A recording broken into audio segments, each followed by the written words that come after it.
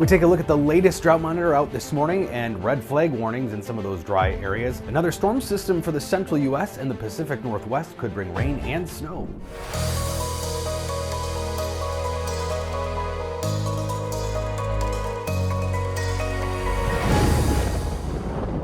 So the latest drought monitor shows more deepening drought in the entire Southwest, but also much of the plains. And when we see the whole Central Plains fill in with drought, this can be a precursor to ongoing spring and summer drought and heat. So that is definitely something to watch. 60-day precipitation anomalies show some really dry conditions. We're talking several inches behind over the last couple of months for Texas. Also, though, the Louisiana, Mississippi, Alabama, Gulf Coast there, and then also portions of Missouri. We've got some red flag warnings today due to that fire risk for places like eastern Florida, which has also been pretty dry, and the Gulf Coast here, Texas, Louisiana, but also Colorado, New Mexico, and then South Dakota and Nebraska. Some very dry relative humidity values this afternoon.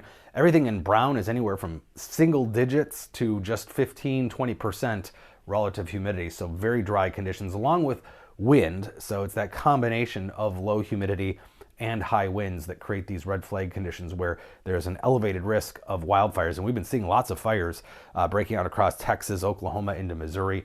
Some of that smoke getting sucked up into last weekend's storm system, creating air quality issues in Chicago and Milwaukee. So fire season starting early for the Central U.S. The next storm system is this mass of clouds and moisture you're seeing stream across the Pacific. It's going to hit the Pacific Northwest first, Oregon and Seattle, Oregon and Washington, lots of rainfall and snow in the higher elevations of both Washington, Oregon, and also Idaho, of course, but kind of waves of moisture the next couple of days. And then that system will come out of the Rockies and create the next round of weather for the Midwest and the Central U.S. here as we head into later in the weekend, early next week. So several inches of rainfall possible, and also, of course, lots of snow in the mountains. No surprise there. And not unusual, certainly. But as that system, as I mentioned, moves across the Rockies and moves east, it's going to create some severe weather potentially in Missouri tomorrow.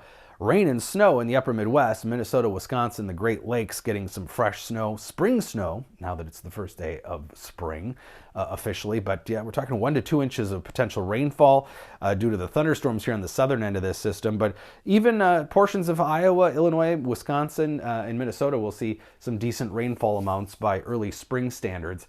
And as I mentioned, we have a marginal risk of severe weather, level 1 out of 5, so not particularly elevated, but across Missouri, eastern Kansas here tomorrow or Saturday into Saturday night, and then Sunday into Sunday night.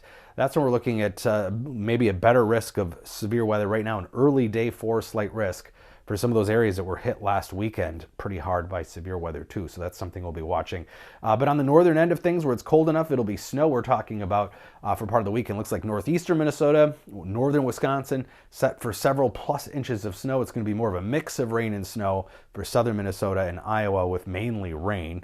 And then that'll continue across the Great Lakes here with several inches of snow into Ontario and then also portions of Michigan and northern Wisconsin. So first spring volley of moisture moving across the country here this weekend and pretty normal seasonable temperatures ahead.